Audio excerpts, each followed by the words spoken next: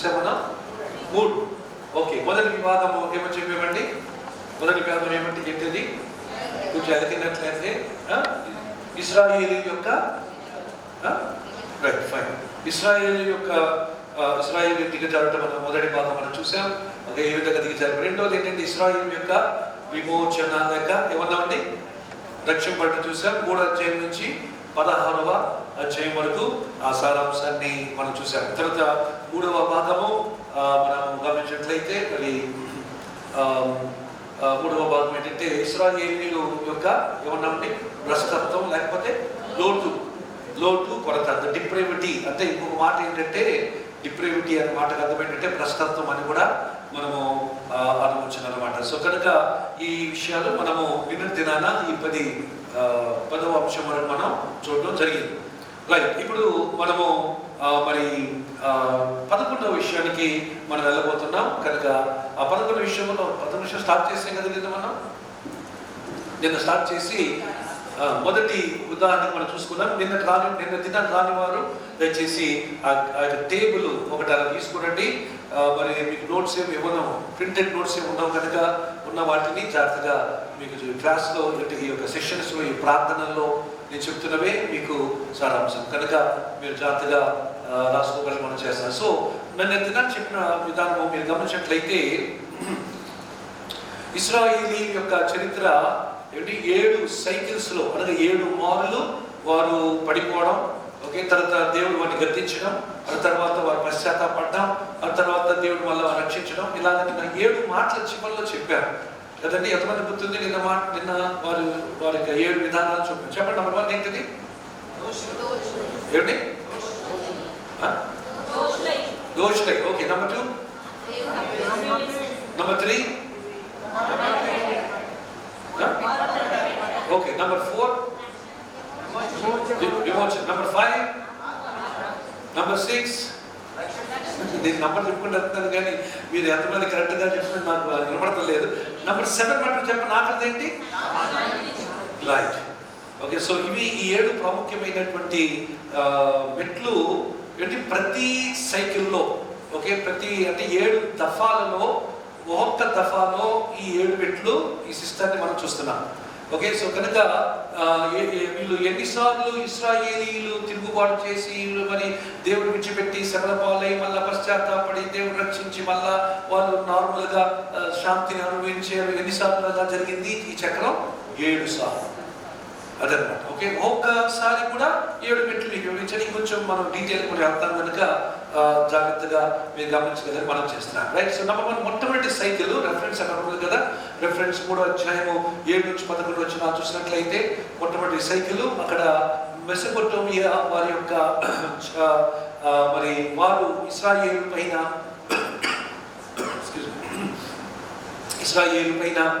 వారు మొట్టమొదటిగా దేవుడు వారిని వదలడం మనం చూస్తున్నాం. దాని రెఫరెన్స్ 3వ అధ్యాయము 7 నుంచి 11 వచ్చిన.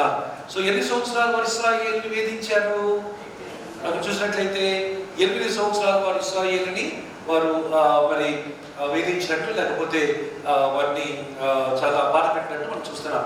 ఆ తర్వాత వారు మొదలుపెట్టినప్పుడు దేవుడు వారి కొరకు లేపినటువంటి వ్యక్తి మొదటి న్యాయాధిపతి, ఆయన పేరు ఒత్నియేలు. ఓకే, సో ఒత్నియేలు దేవుడు ఒత్నియేలు వాడుకొని దినాన మరలా ముగింపులో 7 మెట్లు మనం చూసాము.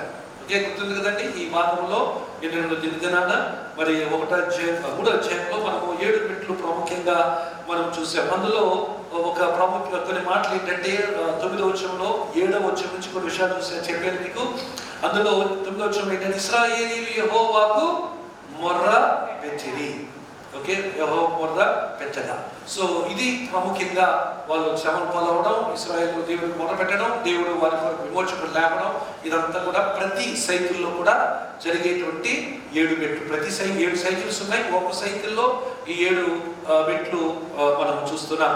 ఓకే, అందుకని దేవుడు అక్కడ ఒత్నియేలు ఒత్నియేలు వాడుకున్న తర్వాత వారికి ఇశ్రాయేలు 40 సంవత్సరాలు శాంతి నెమ్మది ఉన్నట్లుగా మనం చూస్తున్నాం. నెక్స్ట్ ఇప్పుడు మనం నిన్న దినాన్ని ఇంత ఆపాము కానీ ఈ రోజు ఇక్కడ నుంచి మనము ప్రారంభం చేస్తున్నాం. ఓకే, నెంబర్ 2 రెండవ సైకిల్ ఎక్కడిది అని చూస్తే 3వ అధ్యాయంలో 12 నుంచి 30 వచ్చిన వరకు మోయాబీలు ద్వారా ఈ యొక్క సైకిల్ ప్రారంభం మనము చూస్తున్నాం. రెండవ సైకిల్ మోయాబీయుల ద్వారా అది మరి వారికి శ్రమలో రావడం చూస్తాం. వారు 18 సంవత్సరాలు మోయాబీయులు ఇశ్రాయేలుని 18 సంవత్సరాలు వారు యాతన పెట్టారు. 18 సంవత్సరాలు వారు మరి ఇశ్రాయేలుని వారు 18 సంవత్సరాలు చాలా వేధించినట్లుగా మనం గమనించగలుగుతున్నాం.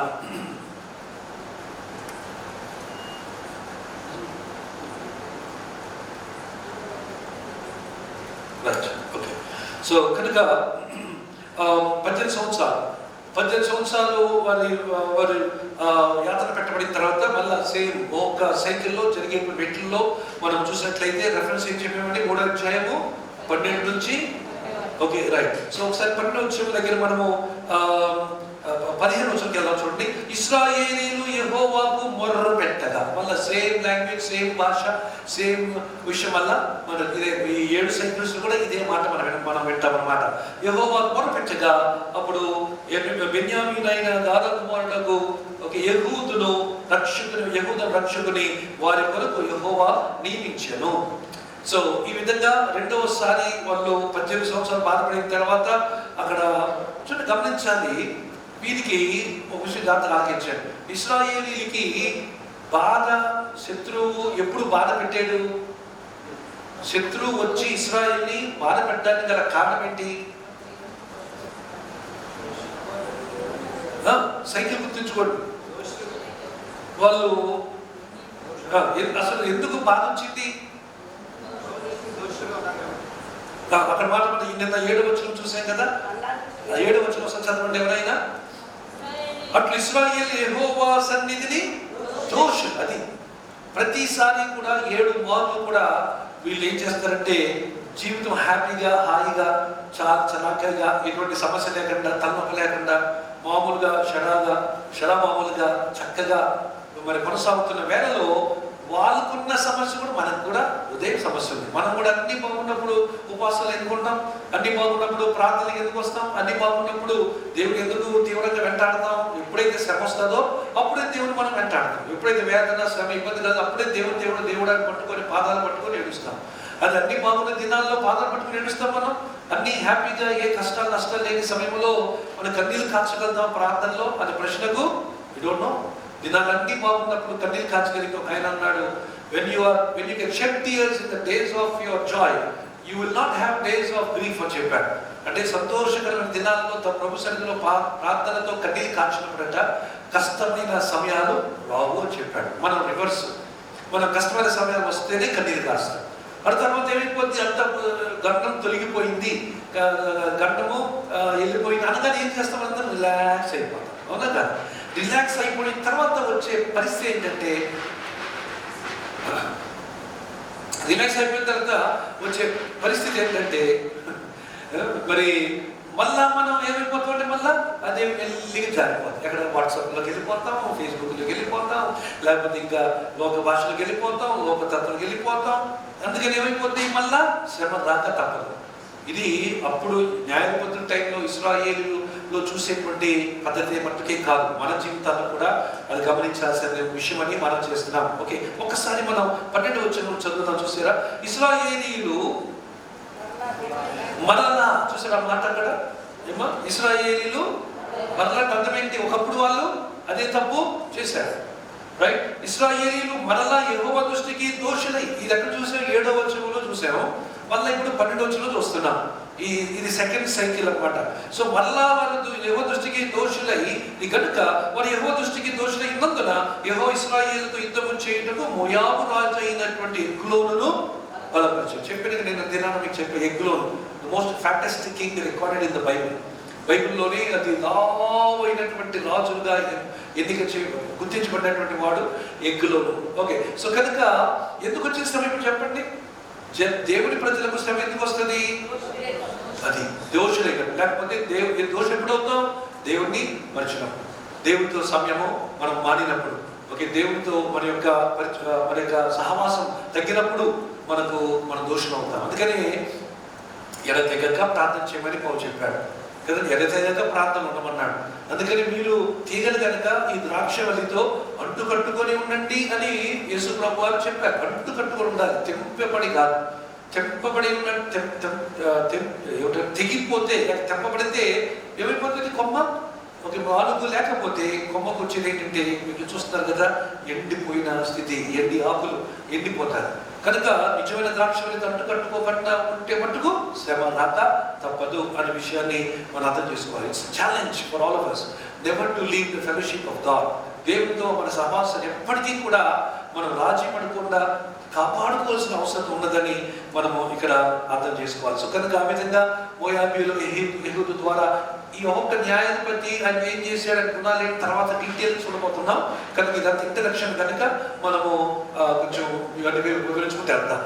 ఆ తర్వాత పారెంథసిస్ అంటే అర్థం ఏంటంటే ఒక చిన్న షంగల్ అనేటువంటి ఆ యొక్క వ్యక్తి గురించి ఒకే ఒక వచనం చూస్తాం. 31వ వచనం. 31వ వచనం ఉన్న మాట మనము గమనించినట్లయితే చదవండి. అక్కడ 30 వచ్చి ఉంది తెలుగు వైపులో. అతని తర్వాత అనాథ కుమారుడైన షంగలు న్యాయాధిపతిగా ఉండెను. అతడు ఫిలిస్తీన్లలో 600 మందిని మునుకోలు కర్రతో హతము చేశాను. అతడును ఇశ్రాయేలీలను రక్షించాను. ఓకే, సో కనుక ఎవరినంటారు చేసింది? ఫిలిస్తీనుని. అక్కడ ఆయన చూసినట్లుగా third oppressor of the people of Israel, దేవుని ప్రజలను ఓకే మరి ఇబ్బంది పెట్టినటువంటి మూడవ జనాంగం ఎవరంటే ఫిలిస్తీన్. ఓకే, సో అది ఒకే ఒక వచనము ఆయన గురించి ఇక్కడ ఈ భాగంలో రాయబడింది కనుక దాన్ని ఒక చిన్న అది సైకిల్ కాదనమాట. అంటే అది కొనసాగినటువంటి పరిస్థితి చూస్తున్నాం. అందుకని షంగల్ ఎంతకాలం మరి ఉన్నాడు ఏంటనేది మనకి ఇదంతా ఈ భాగంలోనే కలిసి వస్తుంది అనమాట. ఇది రెండవ సైకిల్ తర్వాత చిన్న గ్యాప్ అనమాట, చిన్న గ్యాప్. సో మూడవ విషయం లేక మూడవ గ్యాప్ మనం గమనించినట్లయితే కనానీయులు వచ్చారు. 4వ అధ్యాయం 1 నుంచి 5వ అధ్యాయం చివరి వరకు కూడా కనానీయులు వచ్చి కనానీయులు ఇశ్రాయేలీయుల వల్ల వారు వేధించడం మనం చూస్తున్నాం. అసలు ఎందుకు కనానీయులు వచ్చారు అనేది చూడాలంటే 4వ అధ్యాయం 1వ వచనం ఒకసారి మనం చదువుదాం. చూడండి. యెహూదు మరణమైన తర్వాత ఇశ్రాయేలీయులు ఇంకనూ యెహోవా దృష్టికి అప్పుడు మాట ఏంటంటే repetition of the same mistake in same state of life and relationship. దేవునితో వాళ్ళు చేస్తూ వస్తున్న పాపమే చేస్తూనే వస్తున్నారు, మానలేదు. అంటే అందుకని ఇది మనందరికీ హెచ్చరిక. Do not repeat the sin. ఒకటి తప్పని తెలిసినప్పుడు దాన్ని మానివేయాలి, ఒకటి పాపం తెలిసినప్పుడు దాన్ని వదిలివేయాలి. అంతేగాని మరి ఇంకా చేసుకుంటూ వెళ్తూ ఉంటే ఇశ్రాయేలు ఏమైంది? చివరికి ఎవరికైనా అది అవుతుంది. ఇశ్రాయేలు ఏమైంది? వారు ఉండవలసిన సమాధానం దొరకలేదు. వారు వచ్చిన విమోచకుని వారు విసర్జించారు, శాపగ్రస్తములుగా పలుకున్నారు. నేటి వరకు వారు శాపగ్రస్తులై ఉన్నారు. That is the state of Israel today. Israel స్థితి ఏంటి ఈరోజు అంటే వాళ్ళు శాపగ్రస్తులు. వాళ్ళు అన్నారు మా పిల్లల మీద మా పిల్లల మీద మా ఇంటి మీద ఉండును కాక అని అనేసారు. అలాగే ఇప్పుడు వరకు కూడా నేటి 2021 వరకు కూడా Israelites are ruled by the curse for having rejected their god and their messiah. అందువలన మనము అటువంటి తప్పు చేయకుండా మనకి ఇది హెచ్చరికగా ఉండాలి. కనుక 2వ వచనం. యెహోవా హోసానులో ఏలు కనాను రాజైన యబీను చేతికి వారిని అప్పగించెను. అతని సేనాధిపతి అన్యుల హోరేషుతులో నివసించిన సిస్సేరా. ఓకే, యబీన్ రాజు పేరు. ఆయన యొక్క సేనాధిపతి ఎవరంటండి? సిస్సేరా. ఓకే, సో ఇప్పుడు యబ్బిన్న బాగానే ఉన్నాడు, ఈ సిస్సేరా రెచ్చిపోయాడు. బాగున్నాడు వాడు ఫ్రంట్ లైన్లో లేడు. రాజు అప్పుడున్నాడు, ఆదేశించాడు. ఓకే, ఏ దేశం సంబంధించిన వాడు వీడు? కనాను దేశానికి సంబంధించిన వాడు. ఓకే, తర్వాత మనము ఈ యొక్క ఒక్కొక్క జనాంగం యొక్క లక్షణాల తర్వాత నేను మీతో పంచుకుంటాను. ఓకే, రాబోయే క్లాస్ సెషన్స్ మనం చూస్తాం. మరి వారి లక్షణాలు బట్టి వీళ్ళు ఏ విధంగా ఇశ్రాయేలుని వేధించుంటారు అనేది మనకు అర్థమవుతుంది. రైట్. సో ఇప్పుడు నెంబర్ 1 ఎవరు వేధించారు చెప్పండి? పైన చూడండి. నెంబర్ 1 ఇశ్రాయేలు వేధించిన మొదటి చక్రంలో మొదటి సైకిల్ వేధించింది ఎవరు? మెసోపొటేమియా సంబంధించిన వారు. నెంబర్ 2 ఎవరు వేధించారు చెప్పండి? మోయాబీ. నెంబర్ 3 ఎవరు వేధించారు? ఫిలిస్తీన్. నెంబర్ 4 వేధించింది ఎవరంటే కనానీయులు. రైట్. ఈ ఎంతకాలం వేధించారు వీళ్ళు? 20 సంవత్సరాలు వేధించారు. అటు తర్వాత ఏం చేసినట్టే వారు యెహోవాకు మొర్ర పెట్టగా. ఓకే, మరి చూడండి ఎక్కడ చూస్తాం, 3వ వచనం చివరి భాగం. ఇశ్రాయేలీయులు యెహోవాకు మొర్ర పెట్టిరి. 2 మాటలకు రిపీట్ అవుతాయి. ఒకటేంటి? దోషులైరి. రెండో మాట ఏంటి? మొర్ర పెట్టిరి. ఓకే, చూస్తారు, ఇది ఇంతే. దోషులు అవడం, మొర్ర పెట్టడం, పాపం చేయడం, ప్రభు అని అనడం. అందుకని యేసు తర్వాత చెప్పాడు, ప్రభు అని పిలిచేవాడు ఎవడు పరలోక రాజ్యం రాడు, కానీ నా తండ్రి చిత్తము చేయువాడే పరలోక రాజ్యం వస్తాడు. So there is no point in committing a sin and asking forgiveness and again recommitting the same sin కదా. తప్పు చేసి పాపము చేసి దేవుని క్షమించని ఒప్పుకొని మళ్ళా అదే తప్పు అదే పాపం చేయడంలో దానివల్ల ప్రయోజనం కూడా లేదు. అందుకని నిన్న దినాన్ని ఒక మాట చెప్పాను. ఏమో చెప్పాను? ఎన్నిసార్లు గర్దించినా కూడా లోబడి నొల్లని వారికి హఠాత్తుగా నాశనము వచ్చును. దానికి మనం భయపడాలి. దాని కొరకు మనం ఇప్పుడు మనుషులు ఏమనుకుంటారు, మనుషులను చూస్తారు, మనుషులను పట్టుకుంటారు, మనుషులు మనం దొరికిపోయాం, మనుషులు మనం ఏమనుకున్నా I never care, we should not care. ఎందుకంటే జనాలు మనిషికి ఉన్నట్టు వాళ్ళ సహజమైన బలహీనత ఏంటంటే వాళ్ళ మీద వీళ్ళ మీద ఏదో ఒకటి చాటి చెప్పడం, ఏదో బురద చల్లడం, లేకపోతే రాయి వీలైతే ఇసరడం. కానీ మనం దేవుడు ఎదిగిన వారంగా ఎవరు ఏమన్నా, ఎవరు ఎన్ని నిందలు మన మీద పోపినా కూడా మనము దేవుని దృష్టికి యథార్థవంతులుగా ఉండాలి. హల్లెలూయా. మనం దేవుడికి భయపడి జీవించాలి. అదే చెప్పేది. 10 మంది నా గురించి, మీ గురించి, మన గురించి ఏదో అనుకుంటానని చెప్పి 10 మంది కొరకు మన లైఫ్ స్టైల్ మార్చడం కాదు. రహస్యమందు అన్ని చూచుచున్న దేవునికి సంతోష పెట్టడానికి మన లైఫ్ స్టైల్ మనం మార్చుకోవాలి. ఆ విధంగా మనం జీవించాలి. అందుకని 15 కీర్తన అన్నాడు, ప్రభా నీ యొక్క సన్నిధిలో గుడారం అతిథిగా ఉండదగిన వాడు ఎక్కడ? సమాజంలో కాదు, అక్కడ. ఎక్కడది? నీ గుడారం. అంటే అర్థం ఏంటి? In front of God what are you, not in front of men. You may be some big shot, you may be a big knowledgeable spiritual person in front of the world, but in front of God, that is our challenge. మనుషుల ముందు మనం ఎవరు వాళ్ళ పాపిగా, వాళ్ళని దోషులుగా, వాళ్ళని ఏదైనా అనుకోవచ్చు, లేకపోతే మన భక్తులుగా ఎంచుకోవచ్చు, కానీ దేవుని ముందు మనం ఎవరు? అది ఎప్పుడైనా సరే క్రిస్టియన్ లైఫ్లో చివరి వరకు మీరుగా నేను కానీ మనం కాపాడుకోవాల్సినటువంటి ప్రశ్న. Who are we before God? అందుకని నీ గుడారములో అతిథిగా ఉండదగిన వాడు ఎవరు? ఆమేన్. సో కనుక ఇక్కడ చూసినట్లయితే వీళ్ళందరూ ఏమైపోయింది? సేమ్ రిపీట్ చేస్తూ వస్తున్నారు. ఏం చేస్తారు? దోషులయ్యారు, తర్వాత మొరపెట్టారు. దోషులయ్యారు, మళ్ళా మొరపెట్టారు. దోషులు అవ్వడం, మొరపెట్టారు. ఇది వారికి ఆనవాయితీ అయిపోయింది. అయినా సరే దేవుడు ఎంత కృపామయుడు, కరుణామయుడంటే ఇక్కడ 7 సైకిల్స్ 7 మార్లు క్షమించాడు. ఒక ఆయన యేసును అడిగారు, అయ్యా ఎన్నిసార్లు క్షమించాలి అన్నప్పుడు ప్రభు వారు చెప్పిన మాట ఏంటంటే 77 మార్లు. అంటే 77 అంటే 17 అని అర్థం కాదు. It shows the sign of continuity. అంటే అర్థం ఏంటంటే ఎన్నిసార్లు అయినా క్షమించాలి అని అర్థం.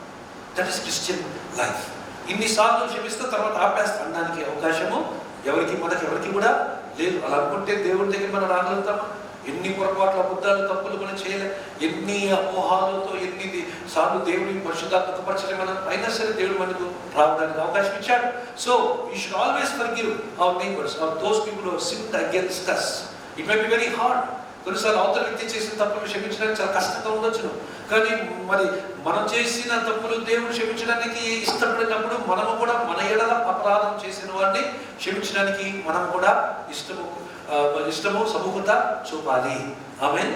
సో కనుక ఇది మనము చూడవలసినటువంటి విషయం. సో 4వ సైకిల్ ఎవరంటే కనానీయులు, దెబోరా, బరాక్ వచ్చారు. చాలా ఇంట్రెస్టింగ్ మరి జడ్జెస్ వీళ్ళు.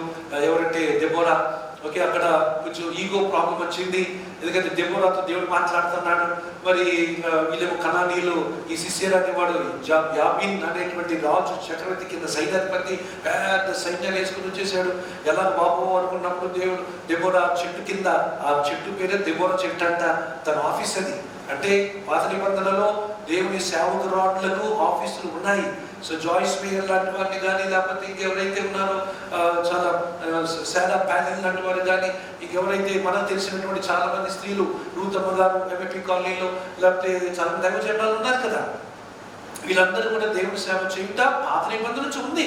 సో కనుక ఆడవాళ్ళు మౌనంగా ఉండాలనేది కొరింథీ సంఘాన్ని బట్టికే దేవుడు పౌలు ప్రత్యేకించి రాశాడు తప్ప పాత నిబంధనలో women of God had their own office.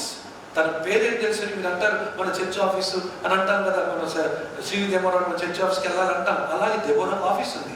Office ఏంటంటే ఓపెన్ ఎయిర్ ఆఫీస్, అంటే చెట్టు కింద. తన పేరు, ఆ చెట్టు పేరే దెబోరా చెట్టు అంట. అక్కడ రోజు ఆవిడ మరి పంచాయతీ జరిపేది, చక్కగా తీర్పు తీర్చేది. అటువంటి పరిస్థితుల్లో వచ్చినప్పుడు దేవుడు మాట్లాడాడు. అయ్యా, శత్రువులు ఉన్నప్పుడు దేవుడు మాట్లాడాడు. అప్పుడు పిలుస్తుంది ఎవరంటే బారాకుని పిలిచినది, అయ్యా నువ్వు వెళ్ళు, దేవుడు తోడుకున్నాడు, నువ్వు వెళ్ళు, యుద్ధం చేయి, దేవుడు విజయాన్ని ఇస్తాడు అన్నప్పుడు, నువ్వు ఆడమనిషి అయ్యింది, నువ్వు నాకు చెప్పడమా అని మనోడు కొంచెం ఈగో ఫీల్ అయ్యి, నువ్వు నాతో రా, అప్పుడు నేను వస్తా అంటాడు. అక్కడ ఆవిడ హర్ట్ అయింది, అంతే కదా, ఎవరైనా హర్ట్ అవుతారు కదా. దెబ్బన హర్ట్ అయింది, కానీ తనకున్న ఆత్మీయ భక్తిని బట్టి సరే ఓకే నువ్వు అన్నట్టు నేను వస్తా. అసలు ఆవిడకి రావ సంబంధం లేదు. She's not a soldier, she's a prophetess, she's a servant of god. She need not enter the battle ground. But ఇతను అన్నాడు, నువ్వు చెప్తే నేను అర్థం ఏంటి, చెప్పిన దాన్ని చెప్పేది అసలు వచ్చి చూపించాలి అన్నట్టుగా మాట్లాడినప్పుడు సరే వస్తానని చెప్పి తన బాధని, తన ఈగోనంతటిని అణిచివేసుకొని నేను వస్తాను, కానీ విజయం మటుకు నీ చేతి ద్వారా రాదు. మరొక స్త్రీని కదా నువ్వు తప్పు చూపు చూసావు, స్త్రీని కదా నువ్వు తప్పుగా హెచ్చర వేశావు, అందుకని స్త్రీ ద్వారానే దేవుడు విజయాన్ని ఇస్తాడు చూడు అన్నాడు. అలాగే వెళ్ళారు. తర్వాత యాయేలు ద్వారా మరి ఇశ్రాయేలు గొప్ప విజయం ఆ రోజు రావడం మనం చూస్తున్నాం. సో కనుక ఇవన్నీ వీటన్నిటిలో చాలా మరి ఫెమినిస్ట్ ఐడియాలజీస్ ఉన్నాయి, సోషలిస్ట్ ఐడియాలజీస్ ఉన్నాయి. Bible is in amazing book. It is the university by it self. అసలు బైబిల్ గ్రంథమే ఒక విశ్వవిద్యాలయం, అంతే కదా. ఈ బైబిల్ గ్రంథంలో నుంచి ఏమిటి మరి మనిషి యొక్క జీవన కోణములకు సరిపోయే ప్రతి అంశానికి కూడా సరిపోయేటువంటి జ్ఞానం ఈ బైబిల్లో ఉందన్నమాట. దేవునికి స్తోత్రం కలుగును గాక. హల్లెలూయా. రైట్. సో తర్వాత నెక్స్ట్ 4వ సైడ్కి వెళ్ళినట్లయితే మనము మిద్యానీయులు వచ్చారు. 6వ అధ్యాయం 1 నుంచి ఓకే 8వ అధ్యాయం 32 వరకు, మొత్తం 3 అధ్యాయాలు, 6, 7, 8 ఈ 3 అధ్యాయాలు కూడా మిద్యానీయులు యొక్క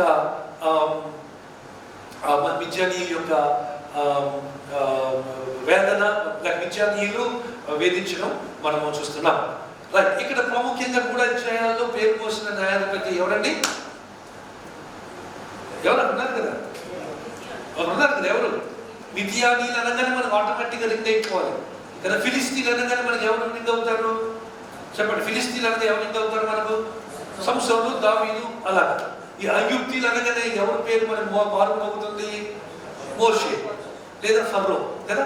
అలా మిద్యానీయులు అనగానే మన చెవికి వెంటనే మన మనసుకు రావాల్సిన పేరు ఏంటంటే గిడియోన్.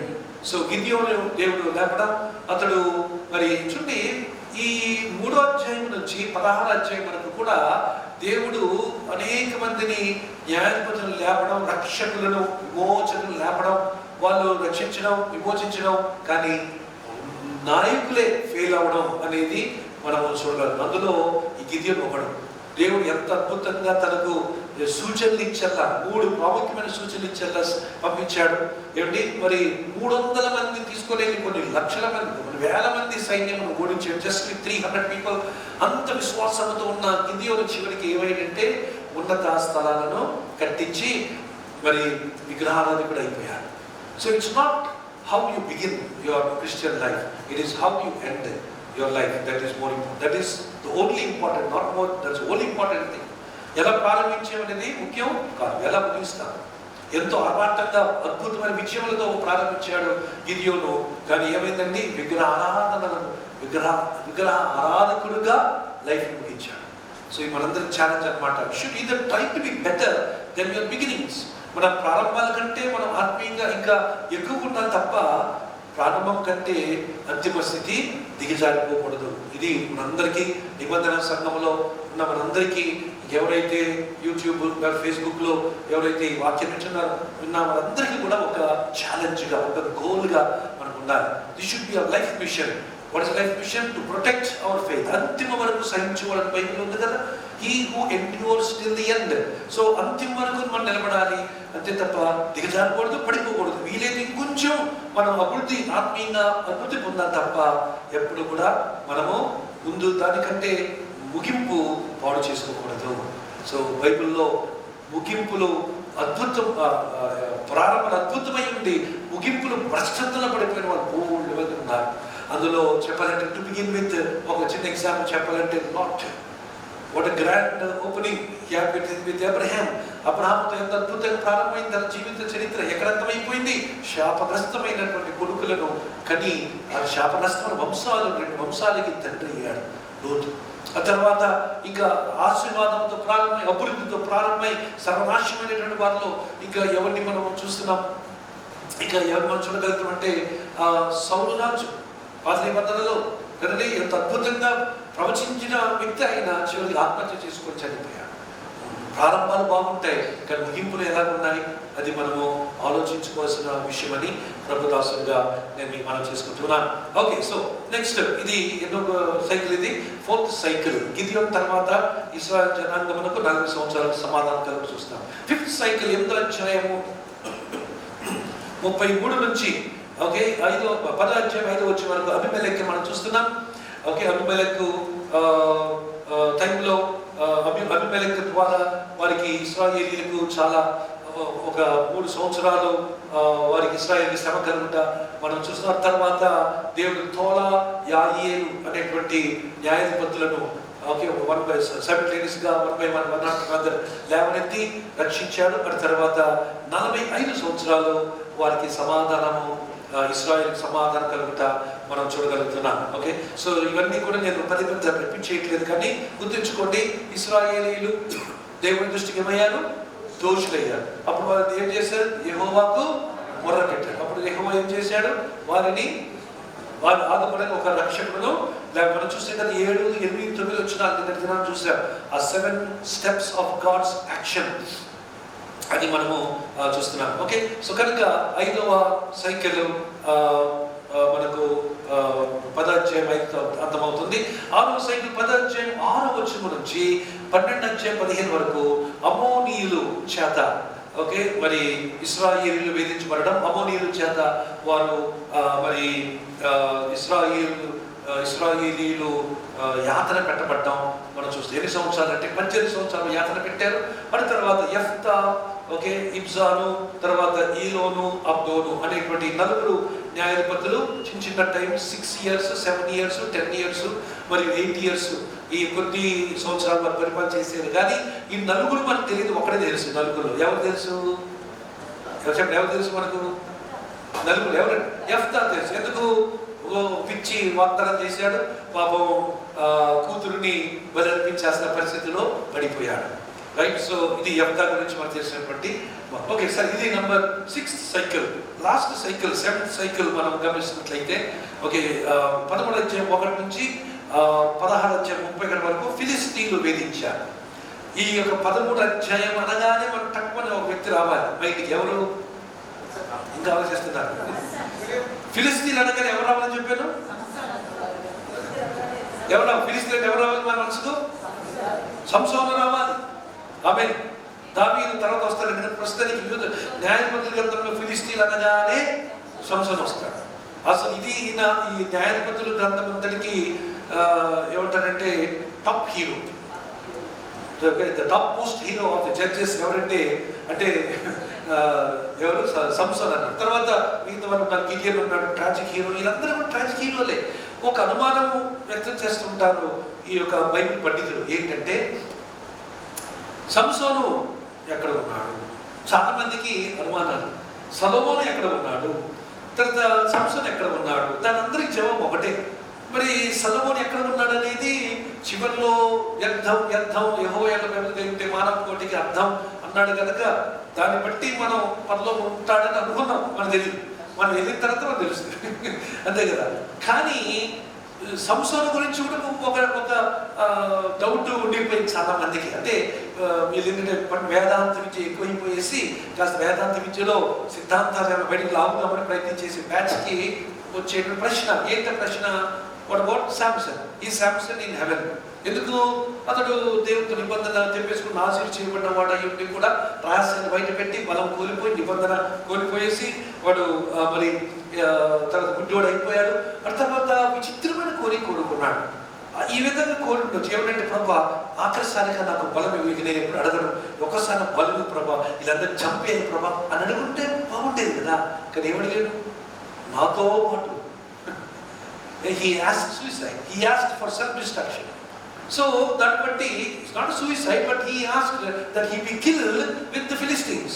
వీళ్ళతో పాటు నాతో పాటు వీళ్ళు చనిపోవాలని చెప్పి కోరుకున్నాడు. కానీ దేవుడు నీకు ఎప్పుడు నేను తప్పు చేయను, ఒక్కసారి అవకాశం ఇచ్చి చంపేసేసి నేను గణపరుస్తాను మట్లాంటి ప్రార్థన చేసి ఉండేవాడు.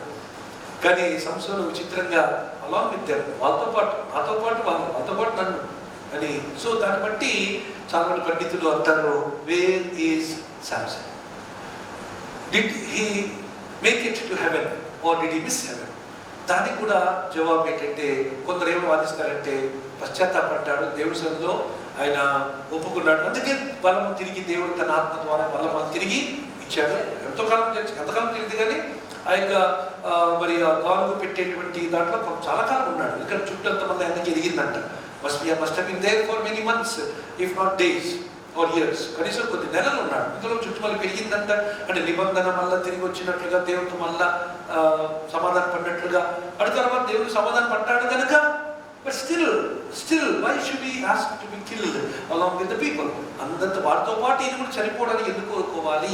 కనుక ఆయన ఎక్కడ ఉన్నాడు అనేది మనం సంసోను ధ్యానం చేసినప్పుడు అప్పుడు మరికొన్ని విషయాలు ఉన్నప్పుడు అన్ని ఇప్పుడు చెప్పేసి ఏం లాభం, అందుకని అప్పుడు దాకా కొన్ని దాస్తారు, రైట్? సో ఇప్పుడు ఎన్ని సైకిల్స్ అయిపోయాయండి మనకు? ఈ 7 సైకిల్స్లో ఓకే 7 జనాంగాల గురించి చెప్పండి. నెంబర్ 1 మొట్టమొదటి జనాంగం ఎవరు? అందుకే ఆఫ్ చేశాను, లేకపోతే మీరు అంత కాపీ కొట్టేస్తారు. చూసి చెప్పండి, ఎవరికైనా ఈజీ చెప్పండి. నెంబర్ 1 ఎవరు? మెసొపొటేమియా వారు సభ్యులు. నెంబర్ 2 ఎవరు? మోయాబీయులు. నెంబర్ 3 ఎవరు? ఫిలిస్తీయులు. నెంబర్ 4 కనానీయులు. నెంబర్ 5 అమ్మ చూసి బాగా చదివేస్తారా మీరు? సరే మళ్ళీ ఏం చేద్దాం మరి, చూడకుండా ఏదో చదువుతున్నారు అదే చాలు, నాకు వినపడక అంతే చాలు అన్నట్టు ఉంది పరిస్థితి. నెంబర్ 5 మిద్యానీయులు. నెంబర్ 6 అమోనీయులు. నెంబర్ 7 ఎవరు? Very good. ఈ యొక్క జనాంగాన్ని మనం గుర్తుంచుకోవాలి, right? So number 1, 2, 3, 4, 5, 6 and 7, right? So కనుక అంటే ఇది మనం రిపీట్ అయ్యారనుకోండి, 7 జనాంగాలు మెయిన్ ఇశ్రాయేలుని వేధించడానికి. ఈ 7 జనాంగాలు గురించిన మర్మాలు తర్వాత నేను రాబోయే రోజుల్లో దాన్ని ధ్యానం చేస్తాను. ఓకే, సో కనుక ఇప్పుడు మనము point number 11, the 7 cycles of the judges మనం చూసాం. ఓకే, ఇందులో వినండి, ఇంపార్టెంట్ వ్యక్తి కానీ కొన్ని పేరు చెప్పండి. 13 జడ్జెస్ లో పేరు తక్కువ పేరు ఉన్న జడ్జెస్ తక్కువ చెప్పండి. పేరు ఎవరండి? ఎవరు? తోలా. మీరు ఏదో కైకేకీగా రాస్తున్నారు. చెప్పండి, తక్కువ పేరు ఉన్న జడ్జెస్ పేరు ఎక్కువ అంటే అంటే అన్ఫెమిలియర్, అన్పాపులర్ జడ్జెస్ ఎవరందులో? ఓకే, శంకర్ పేర్లే అక్కడ సంస్థలు ఉన్నాయి కదా. మన వెబ్సైట్, మన చర్చ్ వెబ్సైట్ చేసేది శంకర్ సొల్యూషన్స్.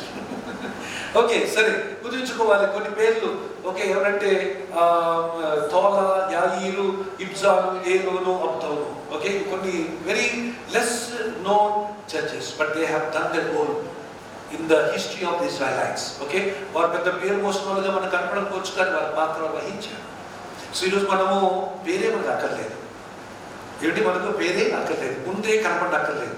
నాకే తప్పదుగానే ఉన్నాను, ఎందుకంటే నాకు చాలా ఆశ. 40 రోజులు నేను కూడా మీలాగా కూర్చొని ఎవరిని బోధిస్తే విందామని నేను అనుకున్నాను. ఎవరైనా దొరికితే చక్కగా మన ఆయనకే 40 days అప్పగించేసేసి కూర్చొని నాకు వినడానికి ఎంత ఆశ ఉందో మిమ్మల్ని చూస్తే నాకు చాలా ఆశ్చర్యంగా ఉంది. ఎందుకంటే హ్యాపీగా టైం చక్కగా వచ్చి రాసుకుంటూ వింటూ అనుకుంటూ మాస్టర్ గారు క్వశ్చన్ వేస్తుంటే మీరు కూడా ఇది తప్పులు ఒప్పులు చెబుతూ నేను సరదాగా చూసారా? ఆ సరదా నాకు లేదు, ఏం చేద్దాం, చెప్పేది నేనే, చెప్పించుకునేది నేనే. దేవుడికి స్తోత్రం కలుగుతుంది కాక. హల్లెలూయా. మంచిది, 11 అంశాలు అయిపోయి ఇప్పుడు 12వ అంశానికి మనం వెళ్దాం. ఓకే, 12వ అంశం చూసినట్లయితే ఇప్పుడు ఈ యొక్క ఒక్కొక్క సైకిల్లో అంటే ఒక్కొక్క చక్రంలో ఇశ్రాయేలీలు అనుసరించిన 7 మెట్లు మనం చూస్తాం.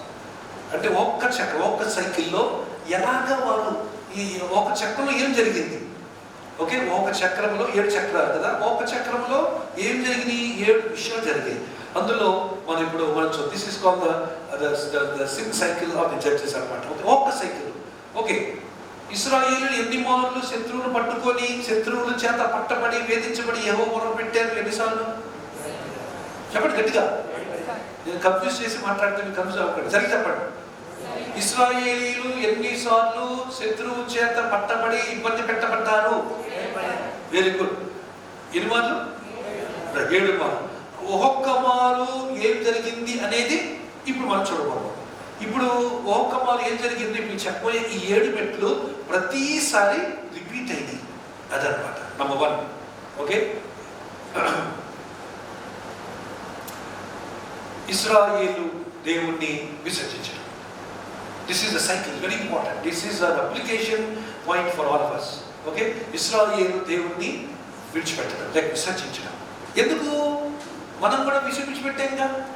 నేను చెప్పాను కదా, మనం కూడా ఎలాగ ఫోర్సేట్ చేసి చెప్పంటారా? మనం కూడా ఈ కరోనా పుణ్యమా అని చెప్పి మనం కూడా వాళ్ళకంటే దారుణంగా ఉన్నాం. ఎందుకు? అంత వస్తుంది, అందుకే ఇక్కడ లైవ్ ఆపేసాం. No live. Let's all come to church. Let's have this fellowship. It's time to come back to the house of God. Amen. Sorry, amen. చాలా మంది వేరే గురించి చేస్తారు. మీరు మీ చర్చను ఉద్దేశించి మీరు రికార్డింగ్ లైవ్ ఇవ్వకపోతే మేము చూడాలి కదా లైవ్, దయచేసి ఇవ్వండి అని బయట వాళ్ళు వేరే వాళ్ళు చెప్పిన సమయం మీరు తన రికార్డింగ్ పెడతా చూసుకోండి. లైవ్ మటుకు ఇక్కడ లైవ్గా ఉండాలి. ఆమెన్. లైవ్ ఒకే స్పెల్లింగ్ కానీ దాన్ని ప్రొనౌన్స్ చేస్తే లివ్ కూడా అవుతుంది. You can live if there is life. Amen. So కనుక మనము చాలా మందిని వాళ్ళు అక్కడ దేవుని ఎలా విడిచిపెట్టారు, మనం కూడా చర్చ విడిచిపెట్టాం. ఓకే, అంటే మన మాట అదేంటంటే చాలా మంది కూడా దశభాగాలు విడిచిపెట్టేశారు, కానుక విడిచిపెట్టేశారు, చాలా మంది సహవాసం విడిచిపెట్టేశారు. ఎందుకంటే కొందరు నేను చెప్పాను కదా, ఒకళ్ళు టిఫిన్ తింటూ వాక్యం వింటున్నారట ఆదివారం. ఒకళ్ళు ఇంట్లో ఒకళ్ళు చెప్పారు నాకు, టిఫిన్ తింటూ వాక్యం వింటున్నారు. ఏంటి మన దాంట్లో నేను ప్రార్థన చేయాలట. ఏమి ప్రార్థన చేయాలి? ఎవరు త్వరగా లేపి మొహం కడుక్కొని స్నానం చేసి ఆవిడ చక్కగా సిద్ధపడి వచ్చి టైంకి వచ్చేటట్టుగా చేసి కూర్చోనేటట్టుగా చేయమని ప్రార్థన చేయాలా నేను? లేకపోతే ఆటోమేటిక్ లేచినప్పుడు మొహం పనుగా అవ్వకుండా వస్తాడు అసలు? చెప్పలేంటే ఎవరు? అలవాటు అయిపోయింది మనకి ఈ టైం. సోఫాలకు వచ్చి టిఫిన్ తింటూ తర్వాత పళ్ళు తోముకుంటూ ఆరాధన చేశారు. అనుకోకుండా పళ్ళు తోముకుంటూ టీవీలో ఆరాధన పళ్ళు తోముకుంటూ ఆరాధన చూశారట. చాలా బాధేసింది నాకు. What has happened to the church today? What has happened? The real church is this is the real church. Not those who talk so much, not those who who sit there and watch in the comfort zone of their sofas. No, this is the real church. నిజంగా time అన్ని పక్కన పెట్టేసేసి దేవుని సన్నిధిలోకి వచ్చి అందరితో పాటు కలిసి ఏకాత్మ ఏక మనసుతో ఆరాధించే వారి నిజమైన సంఘం. ఆమేన్. వాళ్ళు ఇశ్రాయేలు చేసిన పని అదే. అంటే మీకు అర్థం కూడా చెప్పారు. ఫస్ట్ అంటే ఏంటో, దేవుడు విసర్జించడం అంటే ఏంటంటే సరిగ్గా ఇప్పుడు చాలా చర్చెస్లో అందరు చేసిన పని అది చేస్తున్న పని అది. దేవుడు విసర్జించేశాడు. కంఫర్ట్ అయిపోయింది, అలవాటు అయిపోయింది. టీవీలో చూడడం, ఫోన్లో చూడడం, ఓకే, ఫేస్బుక్లో చూడడం, లైవ్ చూడడం అలవాటు అయిపోయింది. లింక్ పెట్టడం, వేర్ ఇస్ ద లింక్ అని అడుగుతున్నారు. ఇప్పుడు ఇక లింక్ లేదు, సింక్ లేదు, finish over. Now we have to come back to the live corporate fellowship of God. సామూహిక ఆరాధనలో మనందరం కూడా రావాలి. ఆమేన్. లేకపోతే ప్రభావం. సో అలా ఏమైంది? దేవుడు విసర్జించారు. అందువల్ల నెంబర్ 2 ఏమైంది తెలుసండి? దేవుడు విసర్జించినప్పుడల్లా శ్రమ వస్తాడు. దేవుడిని మనం దూరం చేసినప్పుడల్లా శ్రమ కలుగుతాడు. దేవుడికి మనం దూరం అయినప్పుడల్లా ఏదో యాతన పెట్టబడతాం. ఓకే, ఏమైనా కొంచెం శ్రమలు ఎక్కువవుతున్నా నీ లైఫ్లో, ఏమైనా ఇబ్బంది ఎక్కువవుతుందంటే అర్థం ఏంటంటే నీవు దేవుడి దగ్గర ఎక్కడ నిలబడ్డావు చూసుకోవాలి. వాళ్ళు గుర్తుంచుకోండి, God never moves from his position. దేవుడు ఎప్పుడు కూడా తన స్థానం నుంచి కదలడు. కానీ మనం కదిలేదు, మనం కదులుతాం. పైపించి దేవా ఏమైపోయావో, ఎక్కడికి వెళ్ళిపోయావని అంటాం. కదిలేదు మనం అనేది మా అయ్యి. God never moves. దేవుడు ఎప్పుడు కూడా కదలు, అక్కడే ఉంటాడు. It is we who move. We move from various emotions, various opinions, అనేకమైన భావోద్రేకాల నుంచి, అనేకమైనటువంటి పరిస్థితుల నుంచి, అనేక దృక్పథాల నుంచి, అనేక ఆలోచనలు బట్టి మనం కదులుతుంటాం, ఆలోచిస్తుంటాం. కానీ దేవుడు నిన్న నేడు నిరంతరం ఏకరీతిగా ఉన్న దేవుడు. ఆమేన్. చెప్పండి ఆమేన్. సో మనం చాలా డీప్గా ఇంటెక్ట్ స్టడీ చేస్తాం. జాగ్రత్త వినకపోతే ఇది మరి ఫాలో అవ్వలేదు. ఓకే, నేను ఏదో సరదాగా ఒక లెంట్ ప్రేయర్ లాగా కాదు, ఇది స్పిరిచువల్ రెఫర్మేషన్ ప్రేయర్ లాగే చెప్తున్నాను. అది జాగ్రత్త వినాలి. వాక్యం ద్వారా దేవుడు మనతో ఏం మాట్లాడుతున్నాడో మనం గ్రహించి ఆ విధంగా మార్పు చెందడానికి మనం ఇష్టపడాలి. సో కనుక ఏమవుతుందంటే దేవుడిని దూరం చేసుకుంటే ఏమవుతుంది? ఈ సెకండ్ స్టేజ్లోనే గుర్తుపట్టుకోవాలి, ఈ సెకండ్ స్టేజ్లోనే మేలుకోవాలి, ఈ సెకండ్ స్టేజ్లోనే మనం కన్ను తెరవాలి, ఈ సెకండ్ స్టేజ్లోనే మనము కొంచెం చురుకుతనం పెంచుకోవాలి. సంథింగ్ ఈజ్ రాంగ్ అనే ఒక ఆలోచన వచ్చినప్పుడు వాట్ ఈజ్ రాంగ్ అనేది చూసుకోవాలి. ఇది కానీ వదిలేసేమనుకో జరిగే పరిస్థితి ఏంటి? శ్రమ వస్తుంది. అప్పుడు ఏమవుతుంది? ఇశ్రాయేలు ఏం చేసింది? ఆ యొక్క శత్రువుకు, ఒక శత్రువుకు ఎన్ని సంవత్సరాలు? 18 సంవత్సరాలు. ఇంకో శత్రువుకి ఎన్ని సంవత్సరాలు రాసుకున్నారు కదా? చెప్పండి, మిద్యానీయులు ఎన్ని సంవత్సరాలు దాసులుగా ఉన్నారంట? దీని ముందు పాయింట్, ఎన్ని సంవత్సరాలు దాసులుగా ఉన్నారు ఇశ్రాయేలీలు? మిద్యానీయులకి 18 years. తర్వాత ఫిలిస్తీన్కి ఎన్ని సంవత్సరాలు దాసులుగా ఉన్నారు ఇశ్రాయేలీలు? ఫిలిస్తీన్కి ఎన్ని సంవత్సరాలు దాసులుగా ఉన్నవారు. తర్వాత కనానీయులకి ఎన్ని సంవత్సరాలు దాసులుగా ఉన్నారు ఇశ్రాయేలీలు? చూసారా ఎన్ని సంవత్సరాలు? 20 సంవత్సరాలు. మనకు అది చదువుతుంటే సంఖ్యలాగా ఉంది, కానీ వాళ్ళకి అది ఒక దినమే ఒక సంవత్సరంత భారం ఉంది వాళ్ళకి. For us it's only numbers, అంతే కదా. 20 years 40 years అనేది ఒక సంఖ్య మనకు, కానీ వాళ్ళకి అది జీవించారు, వాళ్ళు దాంట్లో ఉన్నారు. ఇప్పుడు కరోనా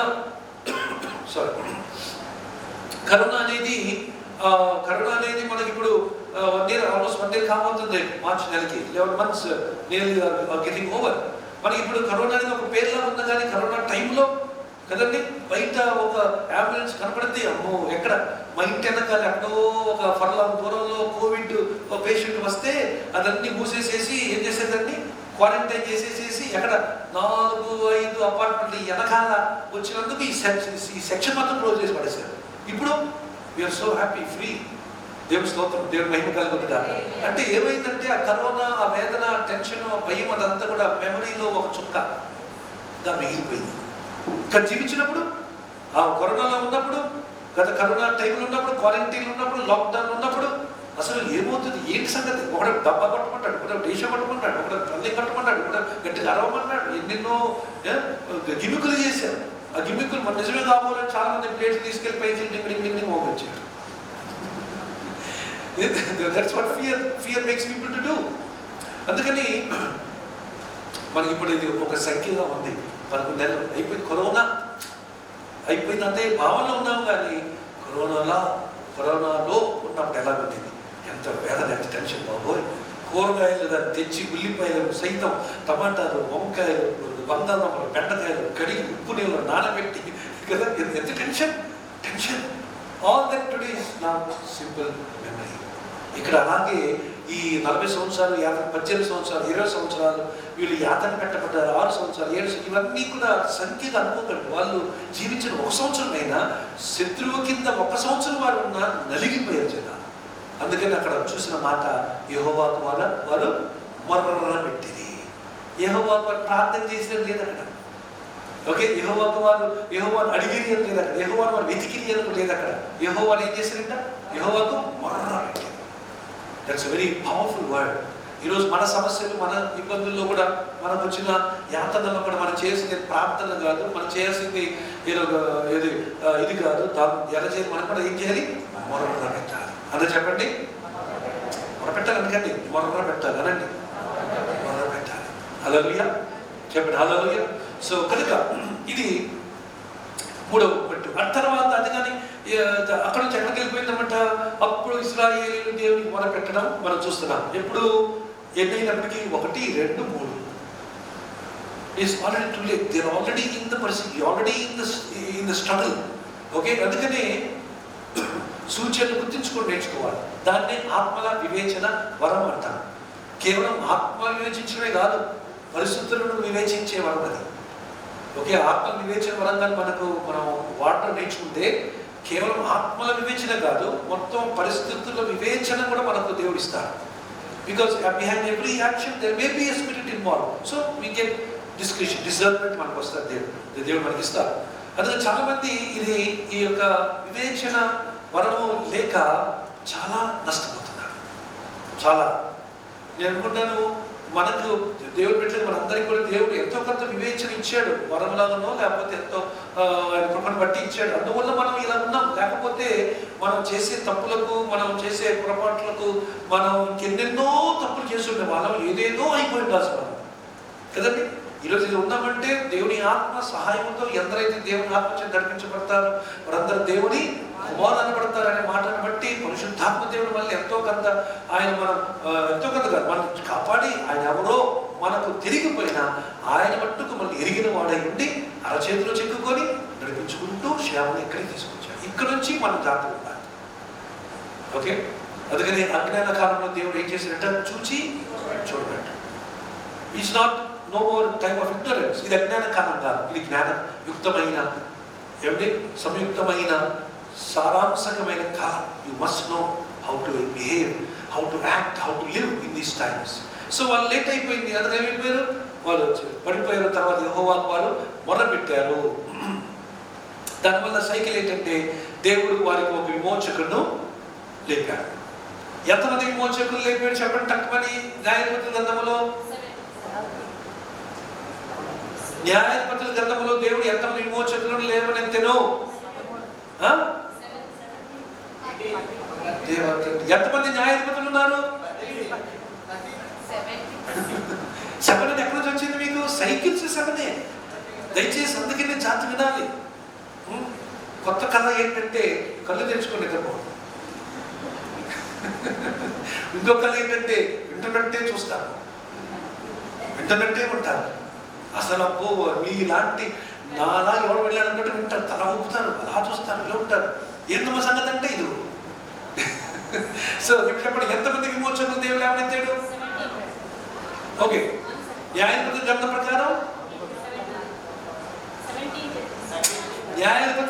ప్రకారం ఎంతమంది లేవనెత్తాడు దేవుడు? ఇదే చెప్పారు కదా అక్కడ. ప్రియమైన ఒక బైబిల్ క్లాస్ విద్యార్థి ఎవరిది ఎంతమంది లేదా? 13 మందిని లేవనెత్తాడు న్యాయాధిపతి గ్రంథంలో. 1వ సమయంలో మనకు 4 పేర్లు ఉంటాయి తప్ప మొత్తం దాన్ని 17 మంది లేవనెత్తాడు అనుకోండి. కాకపోతే in the context of the book of judges దేవుడు ఎంతమంది విమోచకులు లేవనెత్తాడు? 13 మందిని. రైట్, అందులో పేరు మోసిన వాళ్ళు ఎంతమంది అంటే మీరు 4-5 పేరు చెప్తారండి, కానీ అందుకని పేరు మొయిన పేరు చెప్పండి, నేర్చుకోవాలి. ఈ రోజు పుస్తకం అయ్యేసరికి మనకు ఈ 40 రోజుల తర్వాత జడ్జెస్ లో ఉన్నట్టు ప్రతి ఒక్క పేరు, ప్రతి ఒక్క సంఘటన మనం అప్పటికల్లా మనం బుద్ధిగా అభ్యాసం చేసుకొని జ్ఞాపకం చేసుకుని ఉండాలి. హల్లెలూయా. సో ఇప్పుడు దేవుడు ఎంతమందిని లేపాడండి? ఇప్పుడు ఎంతమంది విమోచకులు లేపాడు దేవుడు ఈ గ్రంథంలో? 13. అలా చెప్పండి, 13. హల్లెలూయా. అది 13 సంఖ్య మంచిదా కాదా అనే ప్రశ్నకు జవాబు బైబిల్ చెబుతుంది. ఏ సంఖ్య అయినా మంచిదే. Praise the lord. చెప్పండి. హల్లెలూయా. రైట్, తర్వాత దేవుడు వాళ్ళు లేపినప్పుడు ఏమైంది? వాళ్ళు ఏం చేశారు? ఆ యొక్క మరి దేవుడు లేపినటువంటి విమోచకుల ద్వారా, రక్షణ ద్వారా, అనగా న్యాయాధిపతుల ద్వారా ఏమైందండి? వారి శత్రువు యొక్క శత్రువు యొక్క వేదన నుంచి, యాతన నుంచి ఇశ్రాయేలుని ప్రతి ఒక్క రక్షణ విమోచకుడు న్యాయాధిపతి విడిపించగలిగాడు. That is number 6. Last one, ఇది ఇంతలో బాగానే ఉంది. తర్వాత 7th, ఈ యొక్క cycle with in the cycle అనమాట. ఎన్ని సైకిల్స్ ఉన్నాయి? 7 సైకిల్స్. ఒక్క సైకిల్లో ఎన్ని సైకిల్స్ ఉన్నాయి? మళ్ళా 7 ఉన్నాయి. అదనమాట. ఒక 7లో 7. సో తర్వాత ఏమైంది? అంత బాగుంది కదా అని చెప్పి ఏం చేశారు వీళ్ళు? ఓకే, వాళ్ళకి సమాధానం ఇది కీలకమైంది. ఇక్కడ దేవుడు వారికి విశ్రాంతి ఇచ్చాడు. ఓకే, ఇంతకు మీరు చూసిన గ్రాఫ్ ప్రకారం, ఇంతకు మీరు ఇచ్చిన చార్ట్ ప్రకారం ఎక్కువ సమాధానం కలిగిన సంవత్సరాలు ఎన్ని? 80. Very good. ఎవరు కిందది? ఏ న్యాయాధిపతి తర్వాత? ఏ న్యాయాధిపతి తర్వాత? అది 2వ న్యాయాధిపతి. ఎవరైనా యెహూదు ప్లస్ ఆయనతో పాటు ఒక జతగా ఉన్నటువంటి షమ్గర్, ఎక్కువగా యెహూదు. ఓకే, సో కనుక 70 సంవత్సరాలు మరి ఏ వేదన యాతన లేదు, హ్యాపీగా ఉన్నారు. అందుకని ఏం చేశారు? చూడండి పై చూడండి, ఎందుకు ఏం చేశారు? మళ్ళా యెహోవాను వాళ్ళు విసర్జించారు. సైకిల్ అన్నమాట. ఇలాగా ఇవన్నీ నేను పీపీటీ చేయడానికి చాలా కింద మీదగా అసలు చాలా నేను పీపీటీ చేయాలి, యానిమేషన్ పెట్టాలి, కరెక్ట్గా నొక్కితే కరెక్ట్ యానం రావాలి, చాలా ప్రయాసపడి ఐ లవ్ వర్కహాలిక్ కనుక, ఐ లవ్ దిస్ మినిస్ట్రీ కనుక చేయగలను కనుక మీకు సింపుల్గా కనపడుతుంది. కానీ దీని వెనకాల చాలా ఉంటుంది. ఓకే, బాక్స్ చేయాలి, దాని తర్వాత టెక్స్ట్ బాక్స్ చేయాలి, 2 టిక్అప్ చేయాలి, ఒక ఆబ్జెక్ట్ చేయాలి, దాని తర్వాత యారో పెట్టాలి, 7 యారో కలపాలి, దాని మీద ప్లేస్మెంట్ చేయాలి, దీనికి ఒక్కొక్కటి రెట్టుకుంటూ రావాలి. చాలా పెద్ద పని ఇది. కానీ ఐఎమ్ ఎంజాయింగ్ ఇట్. ఎందుకు చెప్తున్నానంటే సింపుల్గా ఇది ఎవరో చేసింది, నేను స్వయంగా చేసుకొని ప్రభు నాకు అప్పగించిన మంద చాలా తెలివిగా, జ్ఞానంగా, ఆసక్తిగా, ఉజ్జీవంగా ఉండాలని నా కోరిక. ఎవరు ఆమె చెప్పడం లేదు. ఆమె కుడి చేయి చెప్పండి ఒకసారి. ఆమె చెప్పండి. ఆమె మా సేవకుని దీవించయ్యా చెప్పండి. ఆమె అనలేదు. మా సేవకుని దీవించయ్యా, మా సంఘాన్ని దీవించయ్యా, మా కుటుంబాన్ని దీవించయ్యా. అది గట్టిగా వినపడింది. Praise the lord. సో కనుక ఈ 7 సైకిల్స్ లో మనము ఎప్పుడైనా గుర్తించుకోవాలి. రైట్, ఒకసారి మనం చూద్దాం. ఓకే, త్వరగా నెంబర్ 1, ఇశ్రాయేలు ఓకే ఏం చేసింది? దేవుడిని విసర్జించినప్పుడు దేవుడు వారికి ఒక శత్రువు చేతికి అప్పగించడం. అర్థాత్ మూడోది ఏం జరిగిందండి? శత్రువు యొక్క కింద ఇశ్రాయేలు సేవ చేయడం, లేకపోతే యాత్ర పెట్టబడ్డం, శ్రమ పెట్టబడ్డం, అర్థాత్ వాళ్ళు ఏమో మొర్ర పెట్టడం, ఆ తర్వాత దేవుడు ఒక విమోచన లేవనెత్తడం, ఆ తర్వాత దేవుడు వారికి విడుదల ఇవ్వడం, ఆ తర్వాత వారికి సమాధానం కలిగి ఉండడం, అటు తర్వాత సమాధానం ఉంది కదా అని చెప్పి దేవుడిని వల్ల మర్చిపోవడం. ఇది పరిస్థితి. Okay, this is number 12. ఇది ఒక్క చక్రంలో ఉన్న 7 మెట్లు లేక 7 ప్రాముఖ్యమైన పద్ధతి. ఇది వాళ్ళు ఈ యొక్క 7 ప్రతి చక్రంలో కూడా ఇదే సిస్టమ్ ఫాలో అయ్యారు. అంటే వాళ్ళు నేర్చుకోలేదు పాపం. అంత గొప్ప కార్యాలు దేవుడు చేసినప్పుడు ఎంత మనకి ఆ కార్యాలు మనం చూస్తున్నామా? అటువంటి గొప్ప కార్యాలు మనకి ఎక్కడ ఉన్నాయి కదండి? అటువంటి అద్భుత కార్యాలు మనకి ఎక్కడ ఉన్నాయి చెప్పండి. ఏడు మరి అక్కడ కుండలు బద్దలు కొట్టి శబ్దానికి నిప్పుకి 300 మంది కాలిట్లు పట్టుకొని కుండలో పెట్టారంట. పెట్టినప్పుడు ఏమైంది? కుండలు బద్దలు కొట్టినప్పుడు శబ్దానికి కాంతికి మొత్తం భయపడిపోయి కొన్ని వేల మంది మరి వాళ్ళు విద్యార్థులు పారాయి ఒకరు చంపుకున్నారు చీకట్లు. వాళ్ళ వల్ల దేవుడు చంపబడేశాడు. ఇది ఎప్పుడు జరుగుతున్నాయి ఇప్పుడు అటువంటి కార్యాలు? ఇంకా చెప్పాలంటే ఒక దౌడెంపు తీసుకుని 1000 మంది